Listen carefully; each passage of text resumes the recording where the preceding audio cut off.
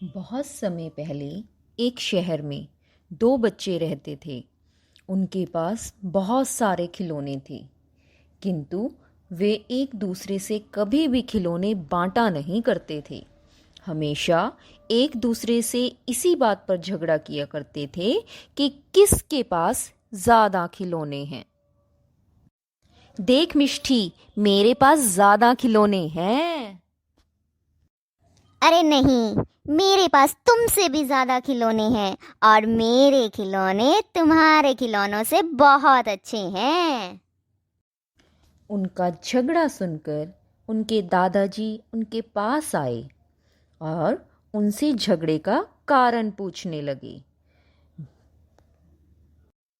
अरे बच्चों, तुम आपस में क्यों झगड़ रहे हो? किस बात पर इतनी बहस कर रहे हो? क्या हुआ? मुझे बताओ, क्या बात है?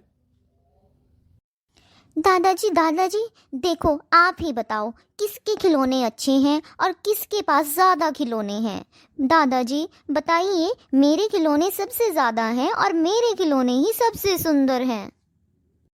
दादाजी, आप मिष्टी को समझाइए ना, मेरे खिलौने इसके खिलौनों से बहुत ज़्यादा अच्छे हैं, ये हमेशा मुझसे झगड़ती है। प्यारे बच्चों, तुम अपना झगड़ा बंद करो और दूसरी तरफ जाकर खड़े हो जाओ और इधर अपनी पीठ कर लेना और देखना, मैं तुम्हारे खिलौने दुगने कर दूंगा। अब इनके खिलौने दुगने हो गए हैं। देखो बच्चों, तुम्हारे कितने सारे खिलौने हो गए हैं। दादाजी, ये आपने हमारे खिलौनों को क्यों मिला दिया? हाँ दादाजी, हमारे खिलौनों को मिलाने की क्या जरूरत थी? अब हम कैसे इन्हें अलग अलग करेंगे? बच्चों, मिला नहीं दिए, बल्कि तुम्हारे खिलौने दुगने कर दिए। प्यारे बच्चों, एकता में बहुत शक्ति होती है।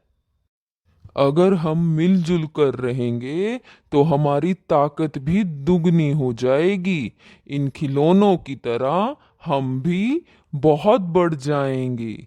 इसलिए कभी भी हमें आपस में झगड़ना नहीं चाहिए और इकट्ठे रहना चाहिए। आखिरकार दादाजी के समझाने पर बच्चे मिलजुल कर रहने का भाव समझ गए और भविष्य में हमेशा वो दोनों मिलकर खेलने लगे। तो प्यारे बच्चों, बताओ इस कहानी से हमें क्या शिक्षा मिलती है और मिलजुल कर रहने का क्या महत्व होता है? इन दोनों प्रश्नों के उत्तर अपने शब्दों में आपने लिखने हैं। धन्यवाद।